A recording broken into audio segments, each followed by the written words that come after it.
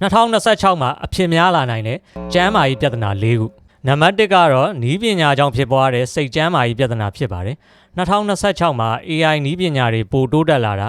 Internet Speed တွေပိုမြန်လာပြီး Social Media မှာအပြိုင်ဆိုင်တွေပိုများလာတာကြောင့် Digital Burnout လို့ခေါ်တဲ့နီးပညာကြောင့်စိတ်ပင်ပန်းနွမ်းနေတာတွေ Social Media ကြောင့်ဖြစ်တဲ့စိုးရိမ်စိတ်လွန်ခဲ့တာတွေကအရင်ကားထက်ပိုပြီးမြင်လာရဖို့ရှိပါတယ်နံပါတ်2ကတော့ Digital Eye Strain လို့ခေါ်တဲ့ဖုန်းနဲ့ကွန်ပျူတာတွေအကြည့်များလို့ဖြစ်တဲ့မျက်စိပြဿနာဖြစ်ပါတယ်။ Screen တွေကြည့်တဲ့အချိန်ကပိုတိုးလာတာနဲ့အမျှမျက်စိညောင်းတာအမြင်အာရုံဝေဝါးတာနဲ့ခေါင်းကိုက်တာတွေကို2026မှာပိုတွေ့လာရဖို့ရှိပါတယ်။ဖုန်း screen ကထွက်တဲ့ blue light အလင်းပြာနဲ့ထိတွေ့မှုများတာကြောင့်အိပ်စက်မှုစနစ် sleep cycle တွေပါထိခိုက်လာနိုင်ပြီးအိပ်မပျော်တာတွေပိုဖြစ်လာနိုင်ပါတယ်။နံပါတ်3အချက်ကတော့အစားအသောက်နဲ့လူနေမှုပုံစံကြောင့်ဖြစ်တဲ့ယောဂါတွေဖြစ်ပါတယ်။အသင်စားအစားအသောက်တွေပိုပေါ်လာတာကိုယ်လက်လှုပ်ရှားမှုနည်းလာတာတွေကြောင့်စီးကြိုသွေးတို့နှလုံးသွေးကြောခြင်းယောဂါနဲ့အသည်းအဆီဖုံးယောဂါတွေပိုပြီးဖြစ်ပွားလာနိုင်ပါတယ်နံပါတ်4အချက်ကတော့ရာသီဥတုပြောင်းလဲမှုနဲ့လေထုညစ်ညမ်းမှုကြောင့်ဖြစ်တဲ့ကျန်းမာရေးပြဿနာတွေဖြစ်ပါတယ်လေထုတွေကအမှုန်မွားတွေကြောင့်နာတာရှည်အသက်ရှူလမ်းကြောင်းယောဂါတွေ